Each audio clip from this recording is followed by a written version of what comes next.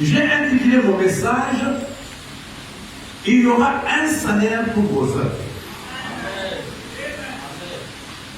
Le titre de notre prédication de ce matin est « Il y aura un salaire pour vos œuvres ». Je ne sais pas à qui cette parole s'adresse.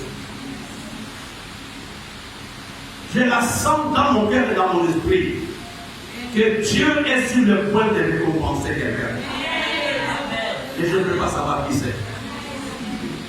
Il y aura un salaire pour vos œuvres. Cette parole n'est pas la mienne. C'est la parole du prophète Obed. Nous allons voir ça dans le livre de 2 Chroniques chapitre 15. Je serai beaucoup plus pragmatique ce matin.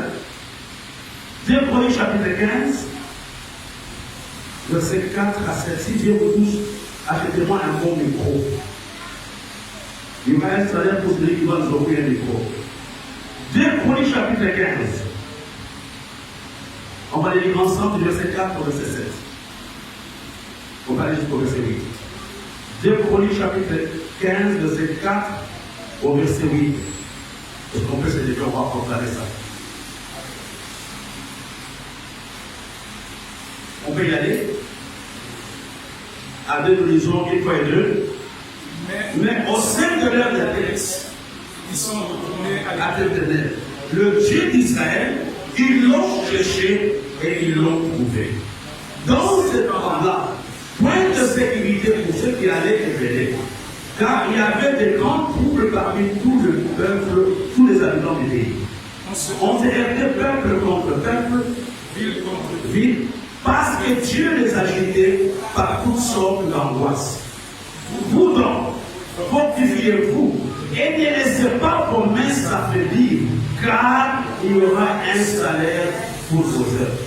Après avoir entendu ces paroles, la prophétie Obed, le prophète, Asa se fortifia et fit disparaître les abominations de tout le pays de Juda, de Benjamin et des villes qu'il avait prises dans la montagne d'Ephraïm, et il restaura l'autel de l'Éternel qui était devant le portique de l'Éternel.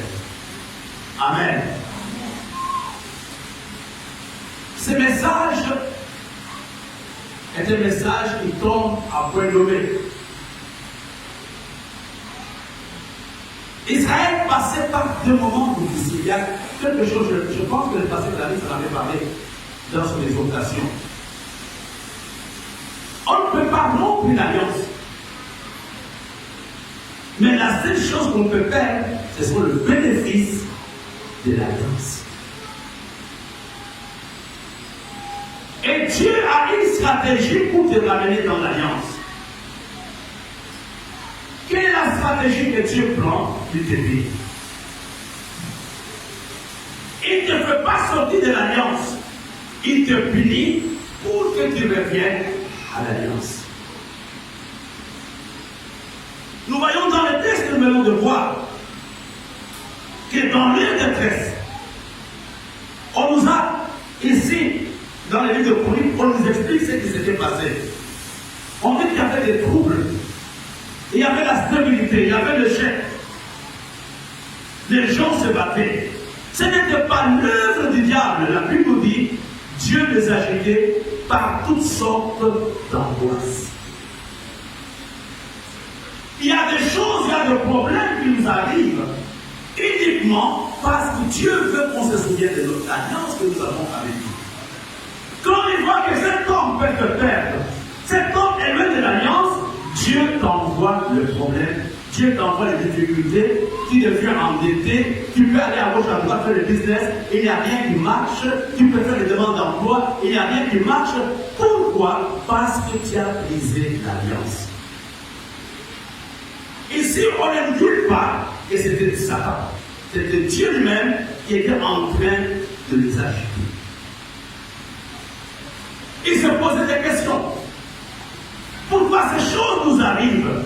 Mais ça, je veux vous dire, mes frères et sœurs, comment est-ce que Asa qui signifie guérisseur, qui signifie médecin, quelqu'un qui mérite va sauver la situation. N'oublions pas, alliance signifie, vient du verbe allier. S'unir, c'est liguer, c'est mettre ensemble. Asa a compris que la seule chose qu'il lui restait à faire, c'était de chercher l'alliance avec Dieu. Il y a des situations, mon frère et ma soeur, la réunion ne peut rien faire. Ton intelligence ne peut rien faire. Même ta dédicace ne peut rien faire. Jusqu'à ce que tu dises à Dieu, j'ai besoin de toi.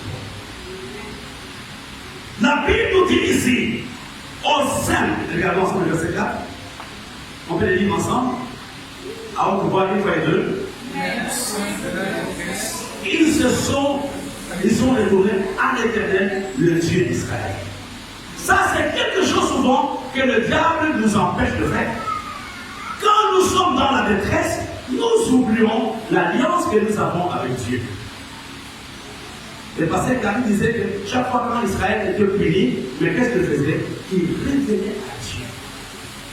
Je pense que ce matin, quelqu'un doit dire à Dieu, je reviens à toi. Ils se sont retournés à Dieu. Ils ont dit, Seigneur, nous étions loin, nous sommes sortis de l'alliance, mais aujourd'hui, nous sommes revenus. Il y a des choses souvent nous accusons le diable. Frère, une alliance ne peut pas fonctionner si les deux parties ne sont pas engagées. Un mariage ne peut pas fonctionner s'il n'y a qu'une seule personne qui aime et l'autre n'aime pas. Une relation ne peut pas fonctionner s'il n'y a qu'une seule personne qui travaille et l'autre n'aime pas. La relation aura des problèmes. L'alliance est une relation que nous avons avec Dieu. Pour que cette relation fonctionne, il y a la part de Dieu, il y a notre part. Il y a notre part à nous ce matin en tant qu'Église. Il y a des plans de l'alliance souvent que l'homme lui-même viole. Il y a des plans de l'alliance que l'homme lui-même oublie. L'alliance suppose un engagement envers l'autre. L'alliance suppose un engagement envers quelqu'un. Et je ne peux pas violer l'alliance sans que Dieu ne le bénisse. Même les alliances du monde.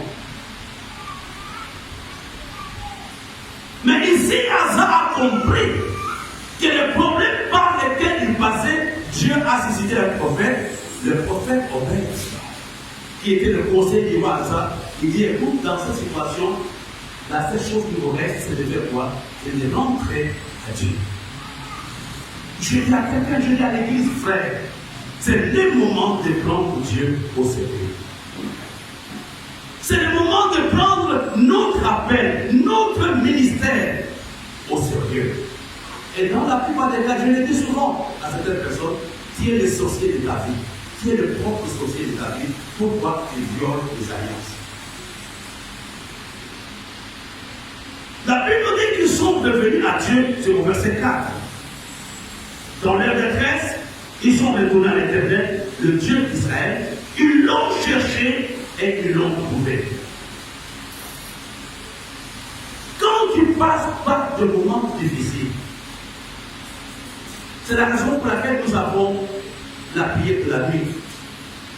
Quand tu passes par de moments difficiles, apprends à chercher Dieu par la prière. Apprends à chercher Dieu. Une maman m'a fait des témoignages terribles. Les bénédictions qu'elle a à cause de la prière qu'on fait à minuit. Le souris meurt comme ça, spontanément dans sa maison, à cause de la prière. Israël a compris que le problème qu'ils avaient, le manque qu'ils avaient, était une conséquence du fait qu'ils avaient violé l'alliance avec Dieu et ils se sont donné la décision, ils ont pris la décision de réveiller à Dieu. De réveiller comment? D'abord par la prière. Et la deuxième chose qui est très importante liée à l'alliance, c'est la soif de la parole de Dieu. Tout ce qui nous concerne, tous nos besoins, toutes nos décisions doivent être gérées par la parole de Dieu. Il y a des gens qui pensent qu'ils réussiront en dehors de la parole de Dieu. Parce qu'ils sont tellement intelligents, parce qu'ils sont sages. Mais bien aimé, Dieu a le main lié par sa parole. Comme aujourd'hui, ça fait partie de l'alliance. Si tu violes la parole de Dieu, qu'est-ce qui se passe? J'allais oublier quelque chose. Le premier objectif de chaque alliance est d'abord un objectif de protection. La première pensée de l'alliance était le fait que Dieu protégeait Israël. L'alliance que nous avons avec le Seigneur, c'est pour notre bien, Dieu nous protège. Et quand tu violes la parole de Dieu, tu sors la protection, tu sors le périmètre de la protection divine. Alléluia. La Bible nous dit, ils ont entendu ces paroles, ils ont cherché Dieu et ils l'ont trouvé. La Bible nous dit que Dieu se laisse trouver par ceux qui le cherchent. On peut trouver Dieu ce matin par la louange, par la prédication, par tout ce que nous sommes en train de faire. On peut trouver Dieu.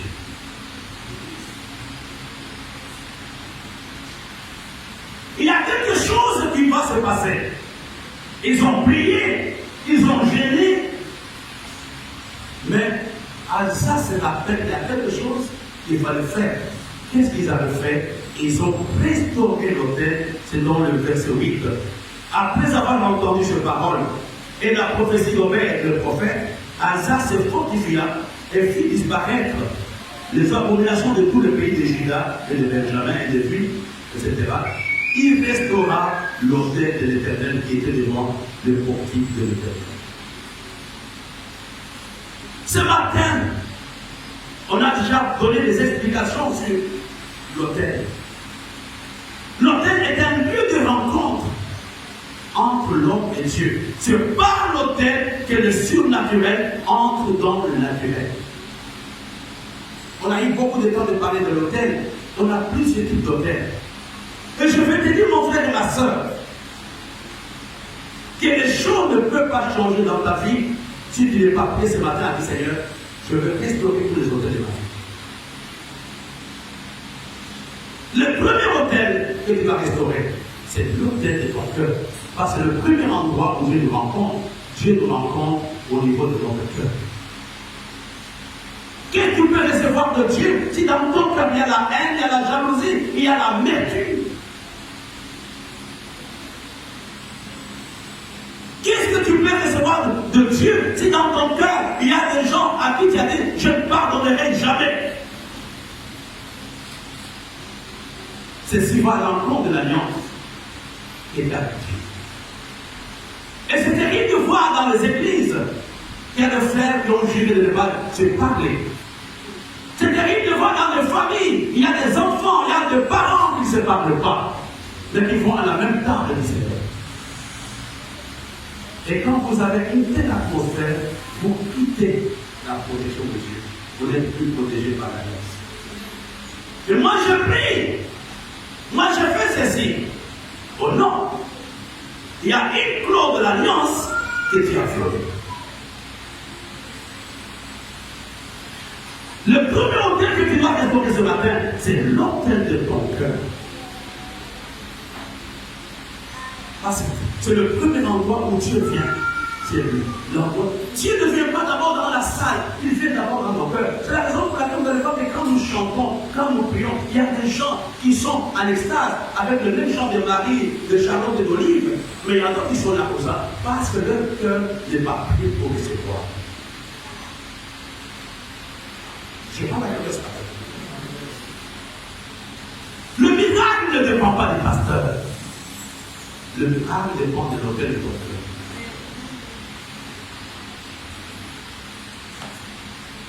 Ton cœur est prêt ce matin à recevoir la bénédiction de Dieu. Ou ton cœur est en train de faire des calculs.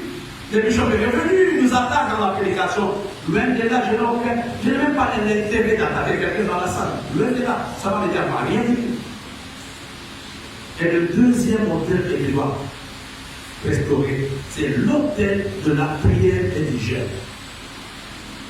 On a établi un programme de prière. On a arrêté ce programme. Ça continue. Hein? Il y en a. Ça continue. J'ai vu ce matin à 2h du matin, je vois que Ben a écrit qu'il était en ligne. J'ai vu aussi d'autres qui a écrit qu'il était en ligne. C'était vers les 33 heures. Combien de gens n'ont pas l'hôtel de la prière dans leur vie? Il y a des choses, mon frère, si toi tu ne te bats pas seul dans ta maison, dans ta chambre, ce n'est pas l'église que tu vas résoudre cela. Ce n'est pas à l'église qu'on règle le problème, c'est avec notre cœur, avec nos prières.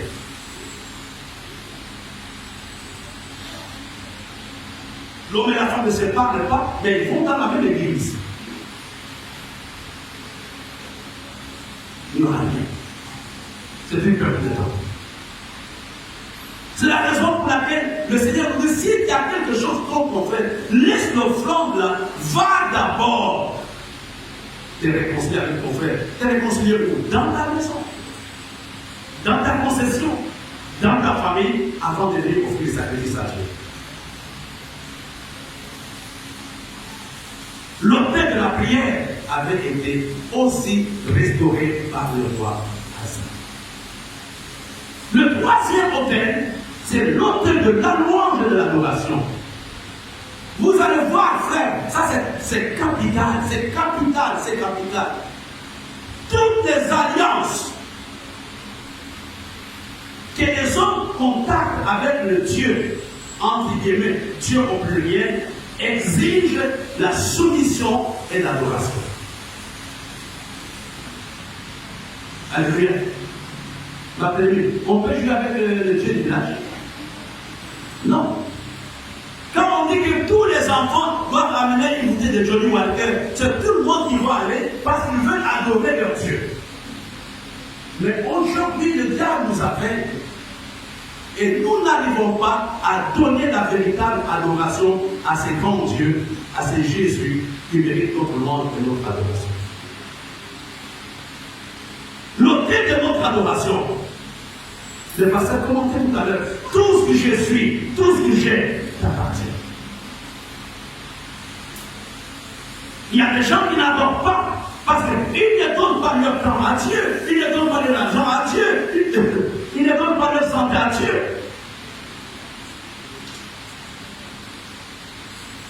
L'adoration est un signe de quelqu'un qui comprend le principe de l'alliance.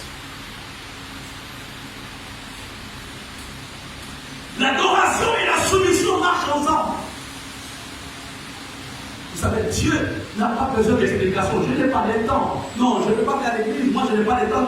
Je suis bien occupé. Frère, si tu veux vraiment l'adorer, tu trouveras un temps pour aller l'adorer.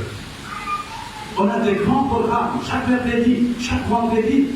Le moment où tu peux venir adorer Dieu, mais tu n'as pas ce temps. Et le diable t'occupe par autre chose. Mais qu'est-ce que tu attends de Dieu? Frère, même si c'était la bombe, si la main de Dieu dépasse sur toi, la main de Dieu ne peut pas. Et ça, souvent, c'est ce que nous oublions. La première main dont j'ai besoin, c'est la main de Dieu.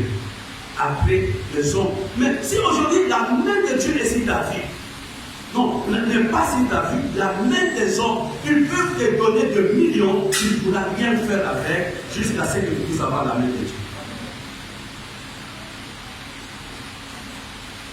Nous avons besoin ce matin de dire à Dieu, nous voulons renouveler notre vie de prière. Nous voulons renouveler notre adoration. L'adoration n'est pas seulement le chant, c'est un principe de vie. Dieu en premier lieu. C'est lui qui occupe la première place de ma vie. C'est lui qui est là, même si j'ai peur, mais c'est lui qui occupe la première place de ma vie. C'est Dieu. Je fais ça parce que Dieu est Dieu. Peut-il vraiment dire, la Bible dit quelque part dans les gens que Dieu cherche le véritable adorateur, comment ils font? Ils adorent en vérité et en esprit. Peux-tu dire vraiment ce matin que tu as l'autel de l'adoration? Peux-tu dire ce matin que tu as une alliance avec Dieu? Là, moi, je ne peux pas juger. C'est toi qui dois voir si ce que je dis est vrai ou pas. Mais nous voyons le prophète, il a dit il y aura un salaire. Il y aura un salaire pour qui? Il y aura un salaire pour les hommes et les femmes qui vont restaurer leur alliance avec Dieu. Il n'avait pas dit pour tout Israël, pour les hommes et les femmes qui allaient restaurer leur communion avec Dieu. Ce matin, frères et sœurs, je vous en supplie, j'ai un peu le temps. C'est devant ça commence à vous déranger, j'ai encore 5 minutes.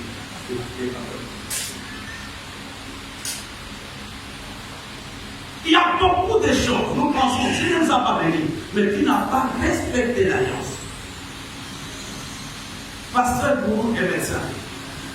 Quand tu pars à l'hôpital avec ton bébé, il te dit, bon, le matin, Livaquine, à midi, chloroquine, le soir, je ne sais pas, comment t'en ferais? On appelle le papier que les médecins disent ordonnance. Pourquoi on appelle ordonnance? C'est un ordre. Donc tu ne peux pas contester ce que le médecin a écrit sur le papier. Mais pourquoi tu me donnes des papiers? Lui connaît ton mal.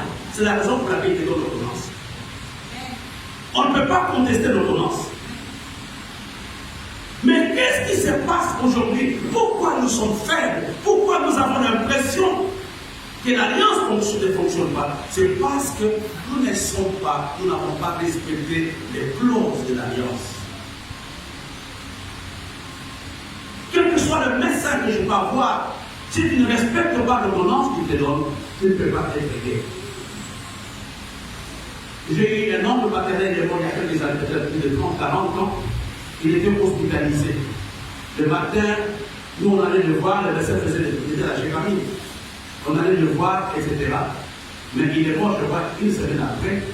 Tous les médicaments qu'on lui donnait, il n'avait jamais fait quelque chose.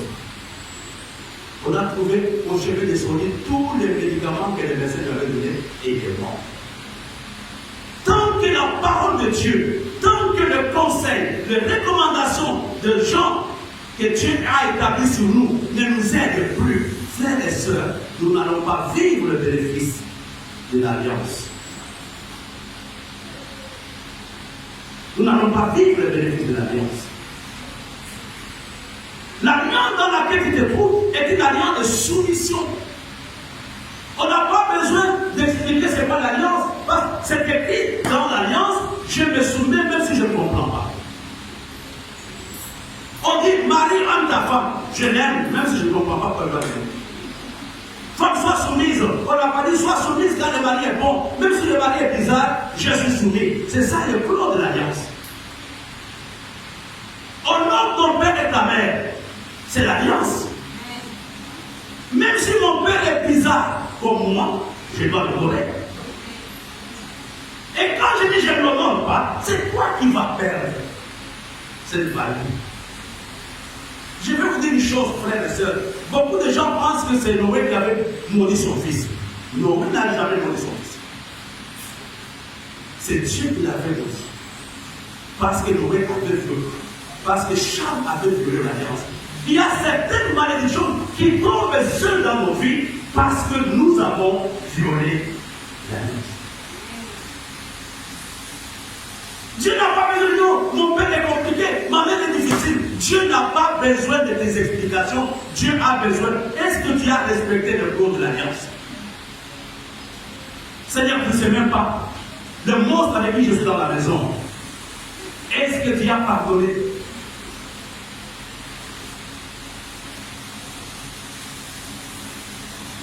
Il faut arriver à ce stade-là de faire ce que Dieu nous demande de faire.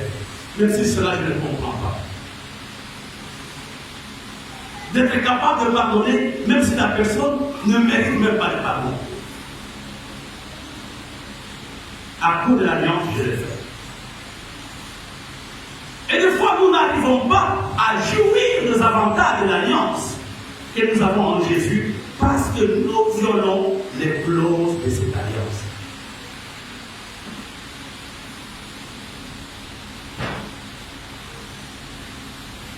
Quelle est la base de notre alliance avec le Seigneur?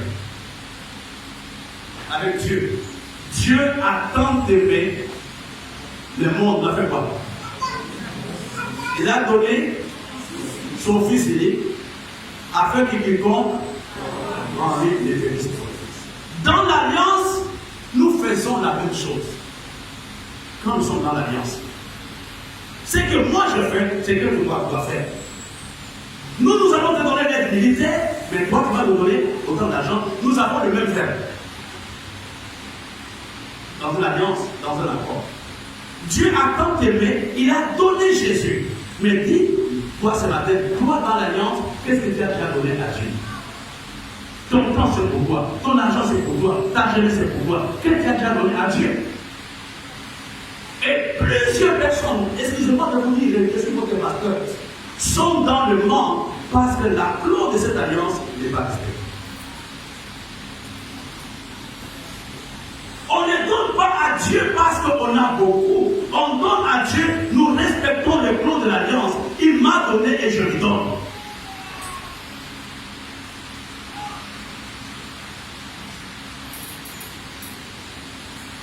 La Bible dit, ne venez pas dans la maison du Seigneur sans rien. Mais depuis le mois de janvier, tu viens à l'église sans rien. Et tu pries pour que Dieu te donne l'argent. Il va te donner ce qu'elle base. Il y aura un salaire pour tes œuvres. Dieu bénit par rapport à nos réalisations.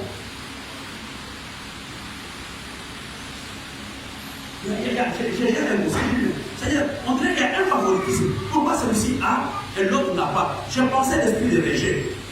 Dieu m'a répondu, c'est de dire non. L'autre a des œuvres et celui-là n'a pas d'œuvres.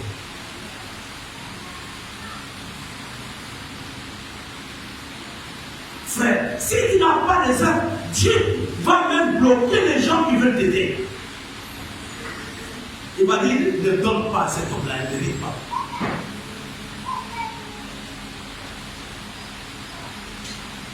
Je vous dis ce matin, vous allez à comprendre que le dernier hôtel que l'homme doit bâtir, c'est l'hôtel de son offrande. C'est la raison pour laquelle nous sommes là. Nous sommes là pour renouveler notre alliance, en nous donnant nous-mêmes et en donnant à Dieu quelque chose de consistant. Non seulement l'hôtel avait été restauré, il y a quelque chose qui est très important de le montrer. Le verset de passer à l'éphémérité, 2 Chroniques chapitre 15. Verset 9. Il rassemblait tout Judas et Benjamin et ceux d'Éphraïm, de Manassé et de Siméon, qui habitaient parmi eux, car un grand nombre de gens d'Israël se joignirent à lui lorsqu'il vit que l'Éternel, son Dieu, était avec lui. Amen. N'oublie pas ça. Je vais vous montrer quelque chose. Parce que tu vas m'aider encore avant de faire un petit commentaire. Daniel chapitre 2, non, chapitre 11, verset 32. Soulignez ça, soulignez pas cette année, soulignez ça. Daniel chapitre 11, verset 32, parce que je vais le dire.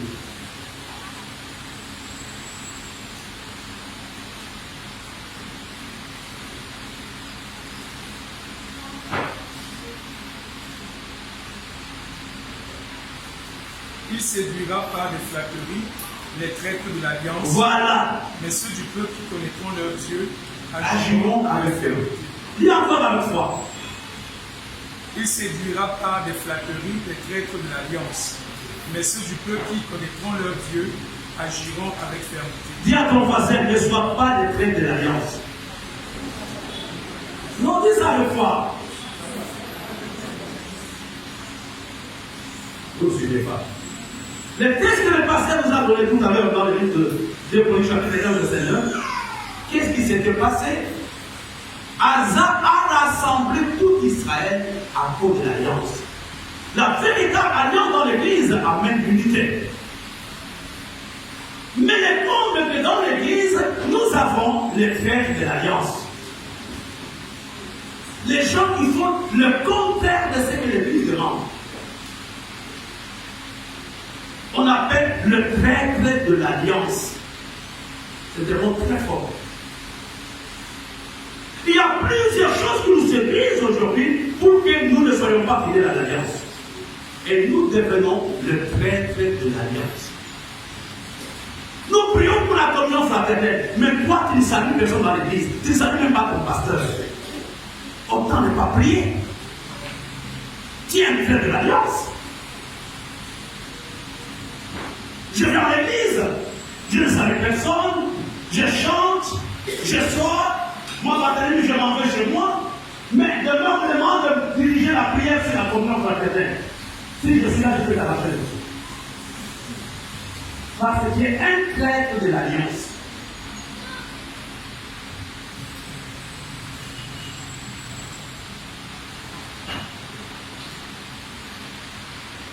On demande de venir au programme de mercredi. Nous avons la Sainte Seine, mais toi tu occupes tes enfants, tu occupes ta femme et ton mari. Tu es un traître de l'alliance.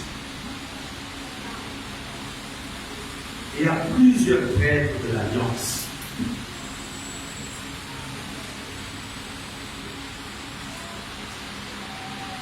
Et quand vous lisez dans la suite, Dieu juge sévèrement le traître de l'alliance. Dis avec moi, Seigneur. Dis avec moi, Seigneur. Je refuse d'être un traître de l'alliance. Regardez un traître de l'alliance par les conseils que tu donnes à gauche à droite. Et tu es surpris que cette personne s'éteigne dans sa foi. Cette personne ne paye pas sa dîme. C'est à cause de ce que toi tu lui dis, tu es un traître de l'alliance.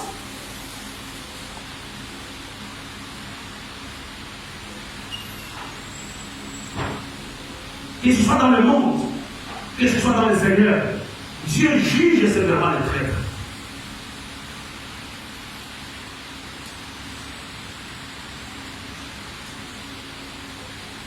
Il a appelé tout le monde. Il a dit Dieu va nous bénir.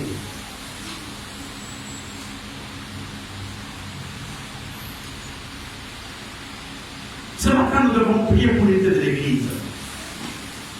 L'unité, c'est mettre ensemble pour un objectif. L'unité, c'est avoir la même vision. Même si la chose ne me plaît pas, je le fais à cause de l'unité. À cause de la communion, je fais la chose, même si cela ne me convient pas. Il y a des gens qui prient pour l'unité, mais dans leur vécu quotidien, on voit clairement que ce sont les traîtres de l'unité.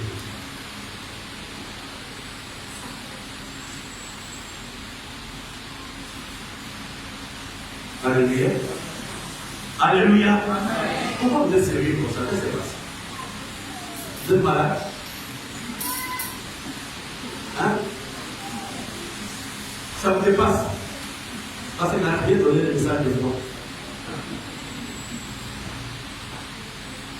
Dis avec moi ce matin, je révoque l'esprit de traître de l'alliance.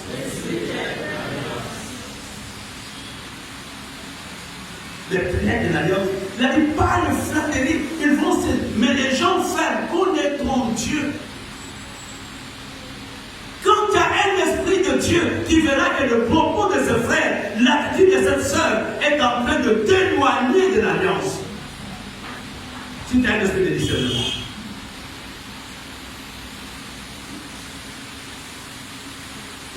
Tu verras que non, cet acte que je pose est contraire à notre alliance.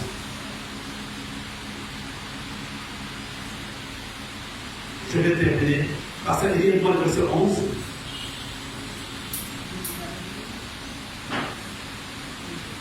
Verset 11.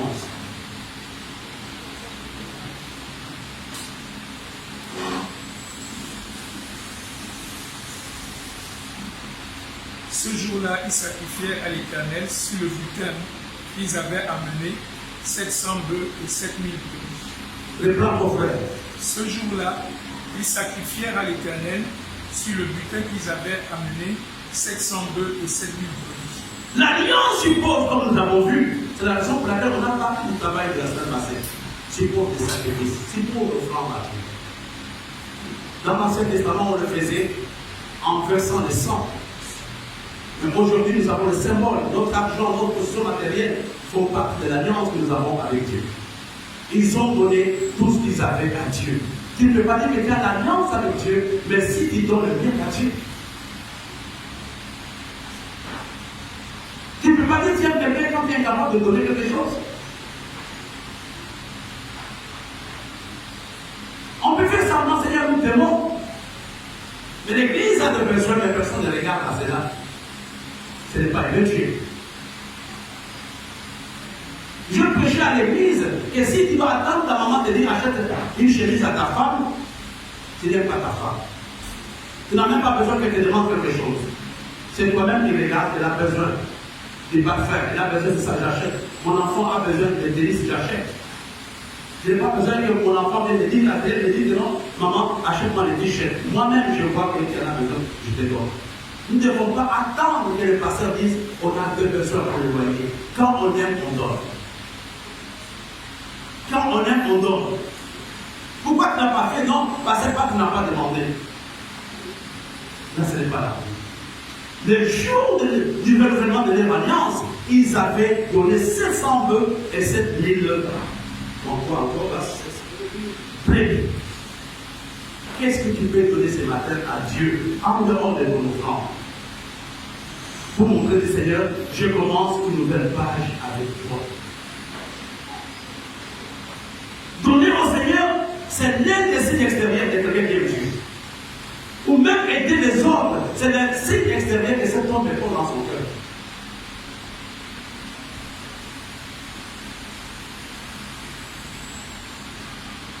Quand il y a des cotisations dans les dettes, nous tous nous donnons. Mais quand il y a un besoin dans l'église, il y a des pauvres. Et dans les dettes, tout le monde est riche.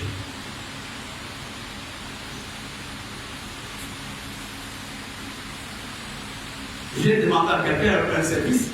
J'ai dit, est-ce que tu peux payer pour moi le taxi? Il dit, je travaille le coup. J'étais énervé toute la journée.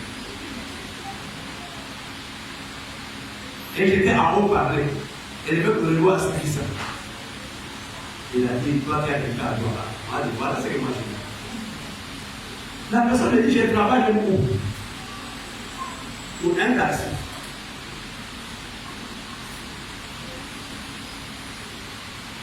Et quand vous le voyez, dadi, papi, coucou, chouchou.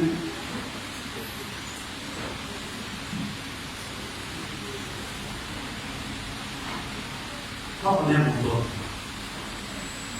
Quand on aime, on se bat. Je connais des gens, même s'ils n'ont pas, ils disent à Dieu, je vais trouver une solution. Je ne suis pas en train de faire et demander quelque chose à quelqu'un, non. La plupart des choses que je vous demande, c'est pour l'Église. C'est pour aider quelqu'un qui prend le besoin. Et le dernier point, pasteur, termine avec moi. Je commence à partir du verset 13, jusqu'au verset 14, jusqu'au verset 15. Et quiconque ne chercherait pas l'Éternel, le Dieu d'Israël, devait être mis à mort, petit ou grand, homme ou femme, et jurait fidélité à l'Éternel à voix haute, avec des cris de joie et au son des trompettes et des corps. Tout Judas se réjouit de ce serment, car ils avaient juré de tout leur cœur, ils avaient cherché l'Éternel de plein gré, et ils l'avaient trouvé, et l'Éternel leur donna du repos de tous côtés. Vous comprenez le principe, pasteur? Le renouvellement de l'alliance est aussi un engagement pour toi vis-à-vis de Dieu. Et ce qui est bizarre, ils ont dit, celui qui ne va pas chercher Dieu au milieu de nous, on va faire comment? On va faire comment? On va les tuer. Vous voyez à quel point ces gens aimaient tellement Dieu. Je vais vous montrer quelque chose qui va vous choquer. L'alliance suppose une consécration, suppose un engagement. Je m'engage comme ancien, je m'engage comme individuel, je m'engage comme ministre, je m'engage comme pasteur. Il y a un engagement. Et cet engagement n'était pas une contrainte. Il l'avait fait avec joie et au son de trompette. Accord de l'alliance. Passez avec moi verset 16. J'aimerais que chacun mette les yeux dans la Bible. Verset 16. Le roi Asa enleva même à Maaka, sa mère, la dignité de reine, parce qu'elle avait fait une idole pour Astarté. Asa abattit son idole, qu'il réduisit en poussière et la brûla au torrent de Cédron. Est-ce que parce que tu peux faire ça? Hein? Parce que tu peux faire ça. Enlever la dignité à ta maman. Parce qu'elle n'est pas dans l'alliance. Frère, même entre nous, il y a des gens qu'on ne doit pas fréquenter à cause de l'alliance. À cause de l'alliance, il y a certaines relations qu'on doit couper. Parce que les relations ne t'aideront pas. Non, c'est l'amour fraternel. Et c'est interdit d'aller vers mon frère. Frère, tu peux y laisser ta part. C'est donc quand il sort, il voit que sa maman avait les dieux étrangers. Il a enlevé de la dignité de la reine à sa propre maman, sa maman biologique. Que tu deviens une simple femme. Parce que tu vas induire le peuple à l'erreur. Combien le peuple fait? Maintenant, vous ne comprenez pas ce que je dis. Et il te demande à Marie-Josée que tu ne plus même. C'est ce que Asa avait fait à cause de l'amour qu'il avait pour le Seigneur. À cause de l'amour que j'ai pour l'Église, à cause de l'amour que j'ai pour la communauté, il y a des choses, il y a des relations que je dois arrêter. À cause de l'alliance que j'ai avec le Seigneur.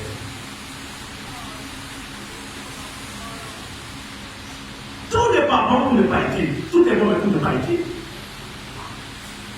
Il y a des choses que j'aimerais faire. Il y a des endroits où j'aimerais aller. Mais mon alliance avec le rocher m'interdit d'aller vers certaines situations.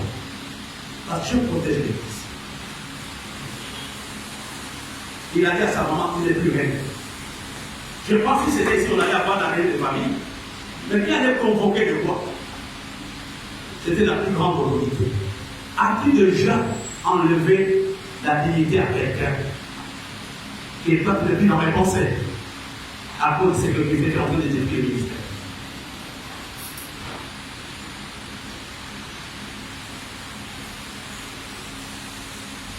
Moi, je me rappelle, j'ai vu un groupe de gens me voir il y a quelques temps, encore 1 ou 2 ans. Ils sont venus me voir, ils ont dit non, on te demande pardon, papa, je dis ok, d'accord. J'ai appelé le pasteur, il dit, pasteur, il passé pour l'autre. C'est ce qu'ils m'ont dit. Je suis un pasteur.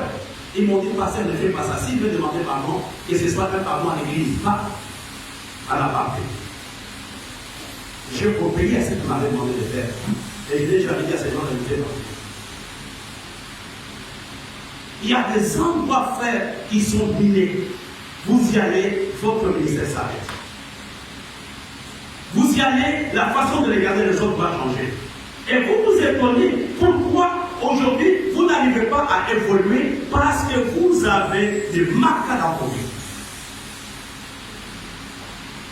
Les marques, ce sont ces gens qui ne voient pas les choses de la même façon que nous, mais qui sont nos amis intimes et qui sont nos conseillers. Il y a des gens qui ont des marques. À ça, quand ils sortent de la réunion du renouvellement de l'Alliance, il dit à sa maman, à partir d'aujourd'hui, je donne une autre règle. C'était un jeune homme qui avait à peu près 16, 18 ans, c'était un jeune homme à cette période-là. L'Alliance t'amène aussi à ne pas avoir certains marquants autour de toi.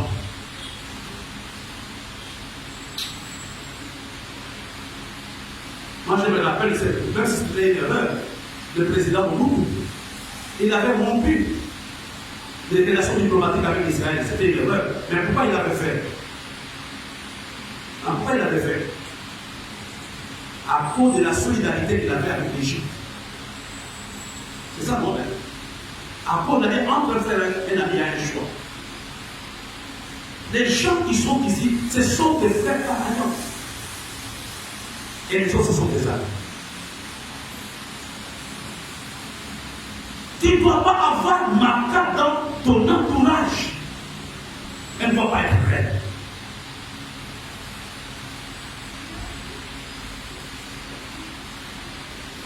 Ce matin, je vais répondre à ce que j'ai dit.